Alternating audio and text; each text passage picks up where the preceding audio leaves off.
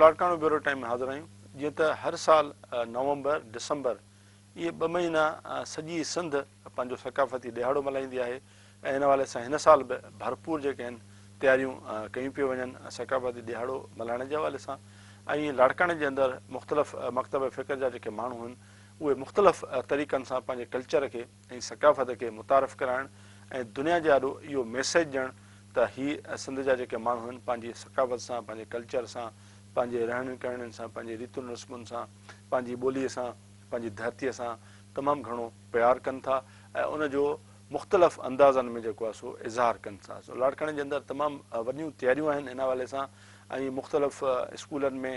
मुख़्तलिफ़ जेको आहे सो इदारनि में हिन हवाले सां जेको आहे सो तयारियूं कयूं पियूं वञनि। असांजा फ़नकार, असांजा मुख़्तलिफ़ क़िस्म जा जेके लेखक आहिनि, अदीब आहिनि, असांजा जेके शाइर आहिनि उहे हीअ सकाफ़ती ॾिहाड़ो मल्हाइण जूं तयारियूं करे रहिया आहिनि ऐं गॾोगॾु सॼी सिंध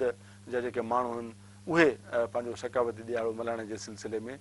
पंहिंजी जेका आहे प्लानिंग करे रहिया आहिनि। पंहिंजो जेको आहे प्रोग्रामनि पंहिंजनि प्रोग्रामनि खे उहे जेको आहे उन्हनि जी रिथाबंदी करे रहिया आहिनि त कहिड़े तरीक़े सां हिन भेरे मुनफ़रद तरीक़े सां पंहिंजो हीउ जेको सकाफ़ती ॾिहाड़ो आहे उहो मल्हाए इहो मैसेज जेको आहे सो कन्वे कयो वञे सॼे पाकिस्तान जे अंदरि, दुनिया जे अंदरि, आलमी सतह ते त सिंध जा माण्हू सुजाॻ आहिनि। पंहिंजनि सकाफ़तनि खे उजागर करण जे हवाले सां ॻाल्हाईंदासीं। मुख़्तलिफ़ जेके मकतब फ़िक्र जा माण्हू आहिनि उहे त उन्हनि जो जेको आवाज़ु आहे कीअं इहे सकाफ़त जे हवाले सां उन्हनि जूं तयारियूं कीअं आहिनि ऐं हुननि जो इन हवाले सां छा चवणु। अचो त हलूं ऐं मुख़्तलिफ़ जेके आहिनि माण्हुनि सां ॻाल्हायूं त उहे कहिड़ियूं तयारियूं पिया कनि ऐं उन्हनि जो इन हवाले सां छा चवणु। सिंध जी सकाफ़त जे हवाले सां हीउ ॾींहुं हर साल मल्हायो थो वञे। उहो इन जे करे त काफ़ी साल अॻु में अॻूणे सदर आसिफ़ अली ज़रदारी ते हिकु सिंध दुश्मन माण्हुनि चिथरूं कयूं हुयूं सकाफ़त जे हवाले सां। त उन वक़्तु सिंधी क़ौम मुतहिद थी सॼी दुनिया खे पैगाम ॾिनो हुयो त सिंधी क़ौम हिकु आहे ऐं असां हिकु ई रहंदासीं। हीअ सकाफ़त असांजी हज़ारे साल पुराणी तारीख़ आहे सिंध जी सकाफ़त। उन जे करे हीअ जेके ॾींहं मल्हाया था वञनि त हिकिड़े बहितरीनु हिकिड़ो जोश ऐं जज़्बे सां सिंधी माण्हू सभु गॾु थी ऐं हीअ ॾींहुं मल्हाइनि था त हिकिड़ो बहितरीनु क़दम आहे, सुठो क़दम आहे। इन सां न सिर्फ़ु हीअ सिंधी सकाफ़त उजागर थी आहे पर इन सां सिंधी माण्हुनि जो, ग़रीब मिसकिन माण्हुनि जो रोज़गार बि वधियो आहे जो हर साल लखे अजरक, लखे टोपियूं मार्केट में अचनि थियूं जेके सिंधी माण्हू पाइनि था। असां सिंधी सकाफ़त जो ॾींहुं इन करे मल्हाईंदा आहियूं, इन करे मल्हाईंदा आहियूं त असां सिंधी गॾु थियूं, असां गॾु आहियूं। असां 6 डिसंबर ते टोपी अजरक असां गॾु आहियूं। 6 डिसंबर असांजो सकाफ़त जो ॾींहुं आहे। सिंध ज़िंदाबाद, पाकिस्तान ज़िंदाबाद। क़ौमुनि जी सलामती या क़ौमुनि जी बका उन जे कल्चर जी बका में आहे। तव्हां ॾिठो त अरब दुनिया असांजे नबी करीम सल्लल्लाहु अलैहि वसल्लम जे आमद खां बाद में बि हुननि पंहिंजी सकाफ़त क़ाइमु रखी आहे। उहो इहराम, उहो जुबो, उहो साॻियो ई आहे। उन में कोई शक न आहे कि इस्लाम दुनिया में तब्दीली आंदी आहे पर सकाफ़त उहा जेकी आहे साॻी रही आहे। तंहिंजे करे सकाफ़त सां मोहबत करणु क़ौम सां मोहबत करण जे बजाए आहे। ऐं ॿी ॻाल्हि इहा त क़ौम सां मोहबत जी अलामत तॾहिं थींदी जॾहिं असां पंहिंजी सकाफ़त महफ़ूज़ कंदासीं, उनखे वधाईंदासीं ऐं उन जी बका लाइ असां जदोजहद कंदासीं। हीअ 6 डिसंबर जेकी आहे रिन्यूअल जो या वर्जाउ जो ॾींहुं आहे, वचन जो ॾींहुं आहे त असां पंहिंजी सकाफ़त खे पंहिंजे नए नसुल ताईं बि इहो पैगाम ॾींदा रहंदासीं त पंहिंजी सकाफ़त आहे, तव्हां हिनखे बचायो, तव्हां हिन जा मुहाफ़िज़ आहियो, असां बि हिन जा मुहाफ़िज़ आहियूं ऐं असांजो ईंदड़ नसुल बि हिन जो मुहाफ़िज़ आहे। छाकाणि त जेकर असांजी सकाफ़त बरक़रार रही ऐं उजागर रही ऐं ईअं दुनिया में मशहूरु रही त असांजी क़ौम बि ईअं ई दुनिया में मशहूरु रहंदी, नाव निशान रहंदो। वरना जेके क़ौम पंहिंजी सकाफ़त विसारे थी छॾे उनजो दुनिया में नालो निशान मिटिजी थो वञे। असांजी सिंध सकाफ़त ज़िंदाबाद, सिंधी टोपी अजरक ज़िंदाबाद। ऐं असांजे मोहन जे दड़े खां या कराची खां कश्मीर ताईं जेके दोस्त आहिनि, जेके क़ौम जा माण्हू आहिनि, जेके असांजा इलाइक़ा आहिनि उहे बि ज़िंदाबाद। पूरी दुनिया, छाकाणि असां दुनिया जा माना दुआगो आहियूं। लतीफ़ साईं चयो त साईं सदाई करी मथे सिंध सुकार, दोस्त मिठा दिलदार, आलम सभु आबाद करी। उन सां पूरे आलम सां गॾु असांजी सिंध बि जीए, सदा जीए। सभु जेके पूरे सिंध में आहियूं सभिनी खे आऊं गुज़ारिश कंदुसि पंहिंजे प्लेटफॉर्म तां त हू सिंध जे हिन अज़ीम रवायतुनि खे जंहिंसां असांजी ज़िंदगी आहे, जेका असांजी पहचान आहे, जंहिंसां असांजी जिंद आहे, छो त हीअ सिंध असांजी जिंद आहे। ऐं हिन जेके कल्चर, जेके रंग, जेके नियारा आहिनि, इहे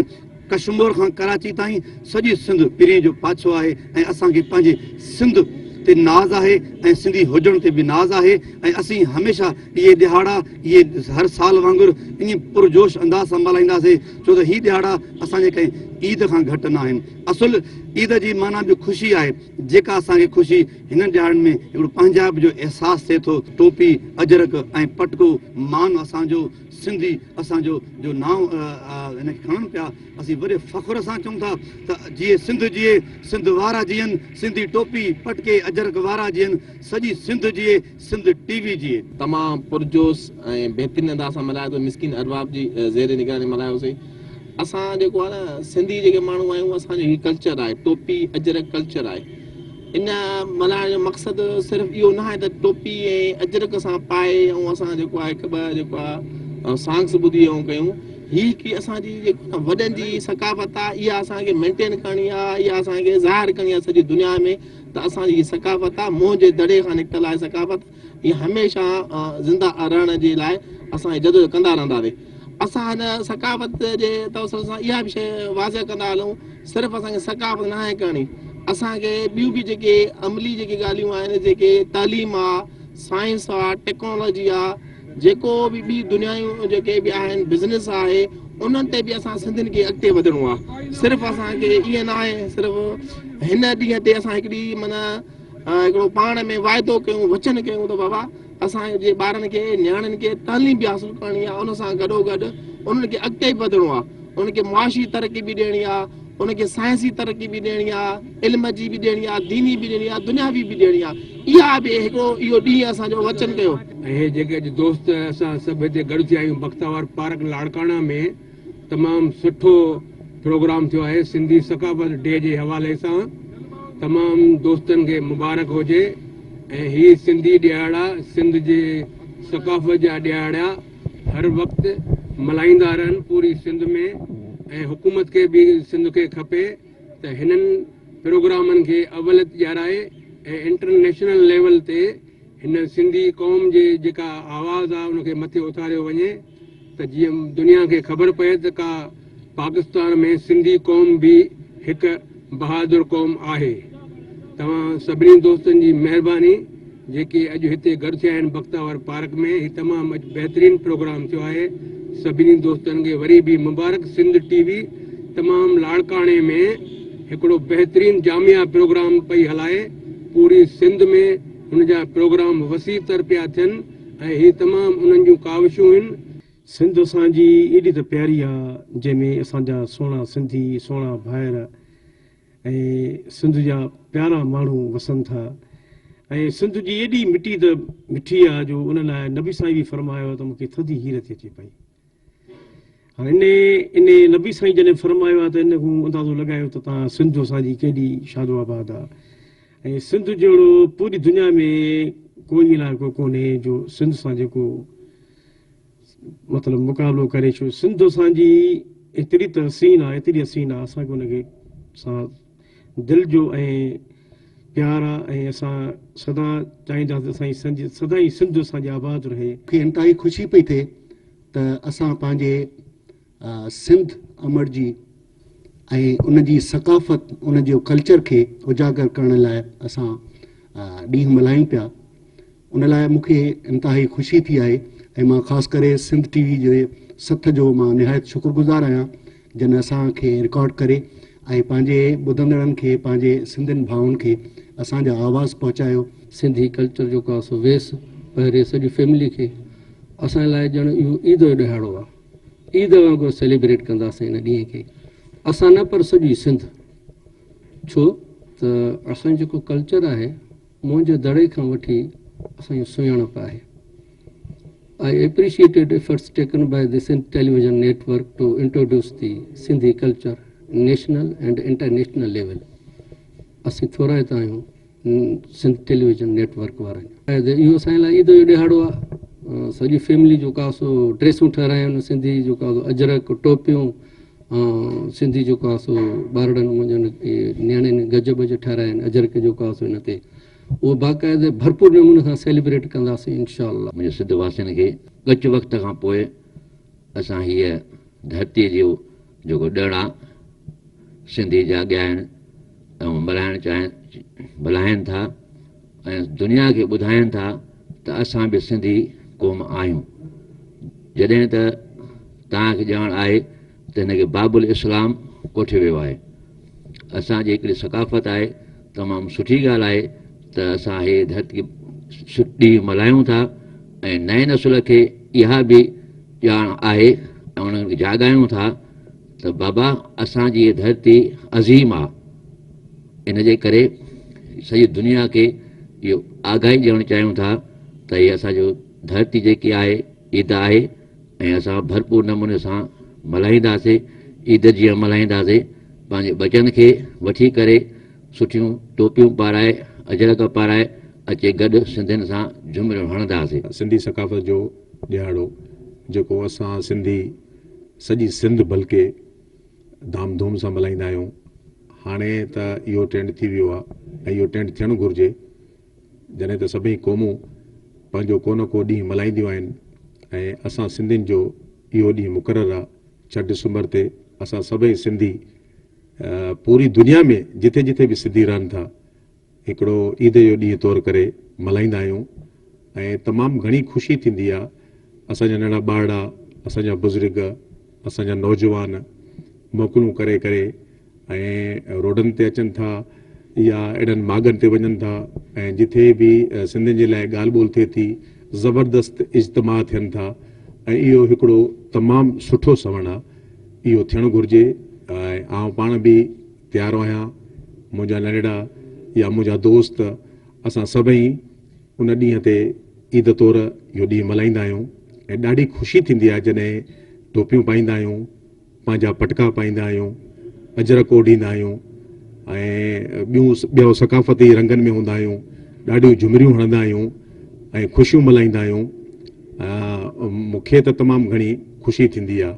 ऐं ज़ाहिर आहे अवां सभिनी खे बि ख़ुशी थींदी हूंदी, छो त असांजो ई ॾींहुं आहे, अवांजो ॾींहुं आहे, असां सभिनी जो ॾींहुं आहे। असां सिंधी सकाफ़त जो असांजो ॾिहाड़ो आहे ऐं मां ॾाढो इन सभिनी पंहिंजे दोस्तनि खे ऐं सिंधवासियुनि खे जेके ॿाहिरि असांजा सिंधी रहनि था या पंहिंजे इलाइक़नि में रहनि था उन्हनि खे गुज़ारिश कयूं था त सिंध जो ॾिहाड़ो जेको सकाफ़त जो ॾिहाड़ो करे मल्हायो वेंदो आहे इन में भरपूर हिसो वठनि ऐं बाक़ाइदगीअ सां पंहिंजे सिंधी हुजण जो सबूत ॾियनि, जंहिंमें अजरक टोपी पाए ऐं बाक़ाइदो रोडनि ते निकिरी अचनि ऐं दुनिया खे ॾेखारनि त असां सिंधी क़ौम बि आहियूं, जेका 5000 साल पुराणे मोन जे दड़े जी सकाफ़त जे हवाले सां जेका असां ज़ाहिर कयूं था पिया। ऐं वधीक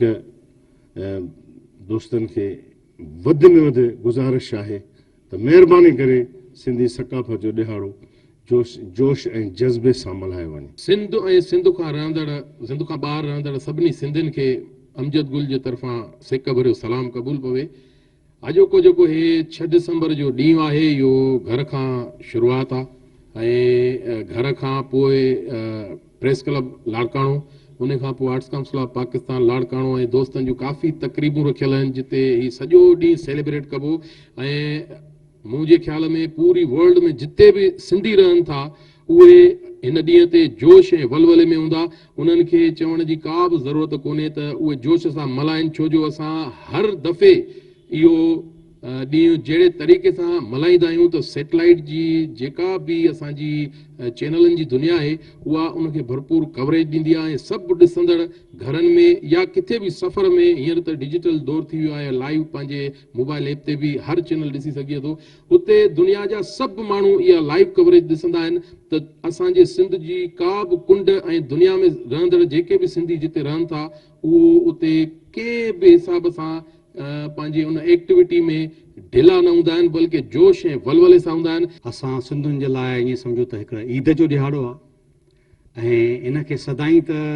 ॾाढे ज़बरदस्त नमूने सां मल्हाईंदा हुआसीं। असां आर्ट्स काउंसिल में इन ते हिकिड़ा थिएटर प्रोग्राम बि कंदा हुआसीं, ड्रामा बि कंदा हुआसीं, पर हाणे लॉकडाउन जे करे पंहिंजो थिएटर त न थी सघंदो, छो त थिएटर में त तक़रीबन लाड़काणे जा माण्हू ईंदा आहिनि। उनखां पोइ असां नंढियूं गैदरिंग्स ज़रूरु कंदासीं, छो त सकाफ़ती ॾियारो आहे ऐं हिनखे कंहिं बि हवाले सां विसारे नथो सघिजे। असांजे लाइ हिकिड़ो तमामु वॾो ॾींहुं आहे उहो इन करे त छो त असांजो सकाफ़ती ॾिहाड़ो आहे ऐं ज़िंदा जेके क़ौमूं आहिनि, ज़िंदा दिलि क़ौमूं, उहे पंहिंजी सकाफ़त खे कॾहिं बि न विसारींदियूं ऐं इहो सॼो सहरो सिंध टीवी ते थो वञे, छो त काफ़ी अर्से खां वठी गुज़िरियल कुझु सालनि खां वठी सिंध टीवी बाक़ाइदे सकाफ़ती ॾियारे खे मल्हाए पई। असांजो हर ॾींहुं सकाफ़त जो हुजणु घुरिजे। सिंधी टोपी, सिंधी अजरक असांजो शान ऐं मान आहे। असां आम ॾींहंनि में बि जेकॾहिं इहो पहिरियां पायूं, इहो टोपियूं सिंधी अजरक पाए जेकॾहिं असां पंहिंजे शहरनि खां अलावा बि ॿिए पासे जॾहिं मुल्कनि में वञूं था त पंहिंजे सकाफ़त खे उजागर करण जे लाइ इहे शयूं पाण सां खणी जेकॾहिं उते वञूं था त यकीननि असां ज़िंदा क़ौमुनि में शुमारु थियूं था ऐं माण्हू चवंदा त वाक़ई सिंधी माण्हू जेको आहे पंहिंजी सकाफ़त खे विसारे न आहिनि सघिया।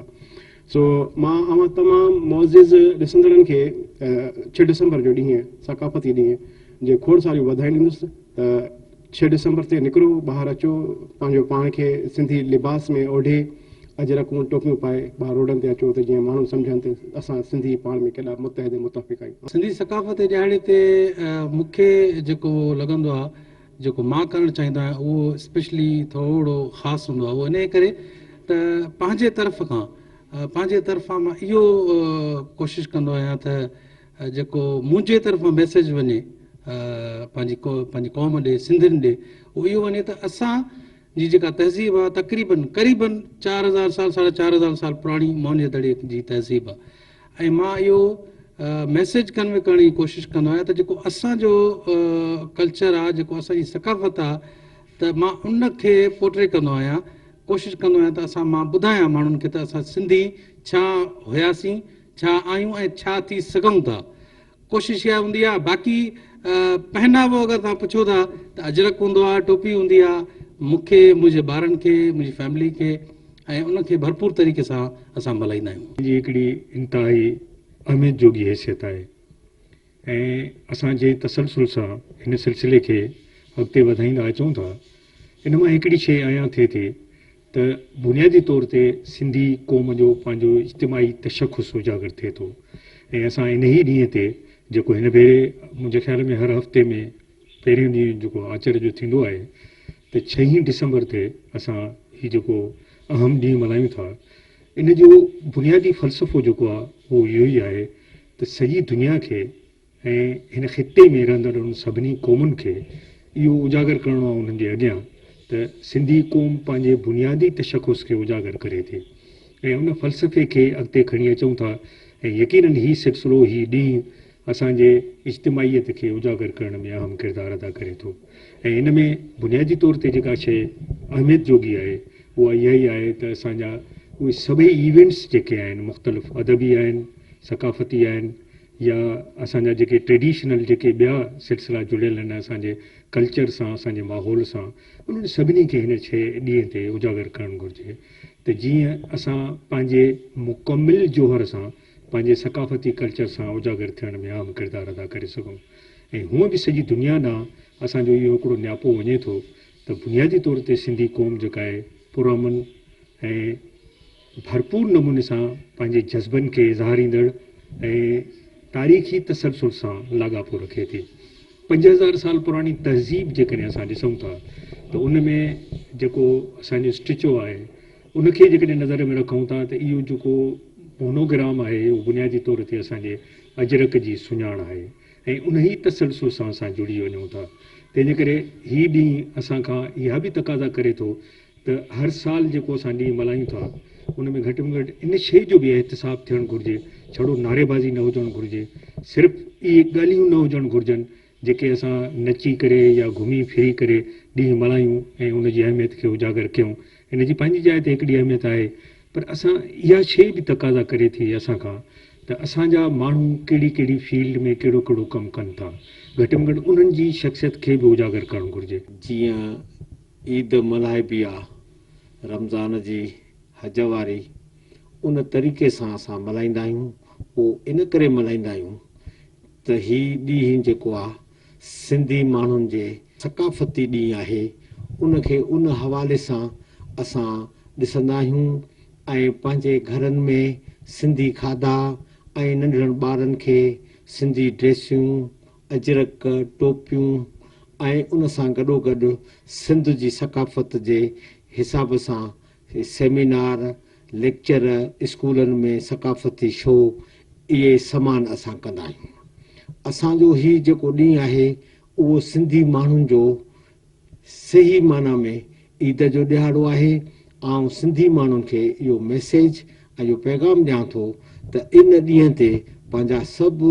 कारोबार पंहिंजा धंधा धाड़ी छॾे पंहिंजनि ॿचिड़नि खे पाण खे सिंगारे सिंधी अजरक ऐं टोपनि सां रस्तनि ते पंहिंजे सकाफ़ती प्रोग्रामनि में अचे शरीक थियनि। असां अॼु टोपी अजरक जेको असांजो ॾींहुं आहे कल्चर जो डे आहे उन जे हवाले खां सिंध टीवी न्यूज़ वारनि सां ॻाल्हाईंदे तमामु घणी ख़ुशी थी थिए त हीउ जेको असांजो ॾींहुं आहे इन ॾींहं जे लाइ ईअं खणी चओ त जीअं ईद जो ॾींहुं हूंदो आहे ऐं ईद जे लाइ हिकिड़ी शॉपिंग कबी आहे ऐं इंतज़ारु हूंदो आहे जॾहिं खां हिन खे माना मल्हाइणु शुरू कयो आहे असांजी सिंधी पूरी कम्यूनिटी पूरी क़ौम त हीउ वर्ल्ड लेवल ते मशहूरु थी वियो आहे त उनखे असां जॾहिं बि इहो मतिलबु शुरू थियो आहे त असां अहिड़े तरीक़े चऊं था त जेका असांजो लिबास असांजो जीअं अजरक आहे सिंधी टोपी आहे असांजा गज आहिनि त उहा तयारी बिल्कुलु इवन माना चौंपलनि ताईं त असां उन ते उहे बि मैच वठूं खुसा वठूं त जीअं असां पूरे उन ॾींहं ते बाइकादे सिंगार जी सवार जी ऐं ॿाहिरि निकिरूं। पहिरियां त ही माना घरनि जे हद ताईं बि पर असांजी जेका सिंधी मीडिया आहे ख़ासि करे उन हिन खे एॾो त उजागर कयो आहे जो असांजी उहे कम्यूनिटियूं उहे फैमिलियूं जेके सवाइ कंहिं मख़सूस प्रोग्रामनि जे जॾहिं बि मल्हाइजे थो डिसंबर में त उन में पूरियूं माना ॿाहिरि अचनि थियूं रोडनि ते पंहिंजूं गाॾियूं सिंगारनि थियूं। हवाले सां माण्हू जेको आहे कोरोना जे करे माण्हू घटि आहे जेको अवल रोशो हुयो उन हिसाब सां तमामु रोशो घटि आहे माण्हू पर जॻह तमामु घटि था अचनि जीअं अवल टोपी हलंदी उन हिसाब सां टोपी नथी हले लेकिन ज़रदारी साहिब जे दौर में टोपी हले उन जहिड़ी टोपी हाणे नथी हलनि। अच्छा डिसंबर माण्हू अचनि था पोइ टोपी वठनि था पर तमामु रोशो घटि अथसि जीअं हुजणु खपे उहो कोन्हे को। मां त हुते टोपी अजरक पाती आहे सिंधी आहियूं हुते रहण वारा आहियूं त सिंधी हट टोपी अजरक त पाईंदासीं न बाबा सिंधी सकाफ़त असांजी। सेल आउट घटि अथसि ॾींहं में 20-25 टोपी खपनि थियूं हल्कियूं जेके न रुझान अञा थियो न आहे थिए आहे पर कोरोना जे चकर जेको आहे घटि आहे। जीअं वेंदा ईंदा आहिनि त अलहमदिल्ला दोस्त ईंदा आहिनि पंहिंजे ॿारनि खे वठी करे स्कूल जे लिहाज़ सां हूअं लिहाज़ सां त बाक़ी जेको इहो ॾींहुं मल्हायो वञे हुन में सेल वधंदी आहे अलहमदिल्ला माल खपंदो आहे घणो अलहमदिल्ला। लेडीज़ बि अलहमदिल्ला ईंदियूं आहिनि पंहिंजे ॿारनि जे लाइ वठंदियूं आहिनि अजरक वठंदियूं आहिनि शौक़ सां नंढे ॿारनि जे लाइ टोपी वठंदियूं आहिनि शौक़ सां 2-2, 3-3, 4-4, 8 टोपी वठनि थियूं अजरक वठंदियूं आहिनि त भाउ जेको इहो ॾींहुं असां जेको आहे उहो मल्हायूं। हिते जे हिसाब सां हिन में जेको आहे उहो कंदकोट वारी टोपी घणी हलंदी आहे डिज़ाइन वारी टोपी सिंधी हथ वारे कम जी टोपी आहे उहा घणी हलंदी आहे ऐं डिज़ाइन वारा टोप हलंदा तव्हांखे ख़बर त भई इहा असांजे सिंधी सकाफ़त जो दिहाड़ो आहे ऐं इहा अजरक आहे अजरक जे हिसाब सां अलहमदिल्ला टोपी खपनि थियूं त डिज़ाइन वारी टोपी घणी थियूं हलनि ऐं आम बि हलनि थियूं टोपियूं टोपी सुठी हलंदियूं आहिनि अलहमदिल्ला। ॿियो छा हिन में वठंदा आहिनि ॿियो टोपी वठंदा आहिनि अजरक वठंदा आहिनि अलहमदिल्ला वास्कोटी वठंदा आहिनि सिंधी अजरक वारी वास्कोटी बि रखंदा आहियूं उहो बि हलंदियूं आहिनि ॿारनि जे लाइ वॾनि जे लाइ वॾे शौक़ सां माण्हू ईंदा आहिनि परे परे खां सिंधी टोपी अजरक ऐं अजरक जे साण जेको आहे उहो अजरक वारी वास्कोटी घणो करे हलंदा आहिनि। नाज़रीन सॼी सिंध सकाफ़ती रंगनि में रंगजी चुकी आहे ऐं तव्हां ॾिठो त हर माण्हू जेको आहे पंहिंजे धरतीअ सां पंहिंजी सकाफ़त सां पंहिंजे ॿोलीअ सां कहिड़े तरह सां प्यार जो इज़हार करे थो कहिड़ा जेको आहे सो हू अंदाज़ अपनाए थो पियो त यकीनन हीअ जेका आहे तमामु हिकिड़ी वॾी नवाण बि आहे त असांजो माण्हू हर तरह सां बाशऊर आहे सुजाग आहे ऐं उहो चाहे थो त हीअ जेको साल आहे हीअ जेको ॾिहाड़ा आहिनि हीअ जेको सकाफ़ती तौर ते असां मुतहद थी करे यक आवाज़ बणिजूं था त जीअं दुनिया खे ख़बर पए त सिंध जा माण्हू सुजाग आहिनि त इहा तमामु हिकिड़ी वॾी इम्पॉर्टेंट ॻाल्हि हूंदी आहे असांजे हवाले सां हिन ॾिहाड़नि खे असां ईद जा ॾिहाड़ा करे मल्हाईंदा आहियूं। सो असां जा जेके माण्हुनि जो जोश जज़्बो उन्हनि जो जेका ख़्यालात हुआ उहे असां पंहिंजे प्रोग्राम में शामिलु कया। असांजे प्रोग्राम जो वक़्तु पूरो थियो वरी ईंदड़ प्रोग्राम में हाज़िर थींदासीं तेसिताईं इजाज़त ॾींदा अलाह निगहबान।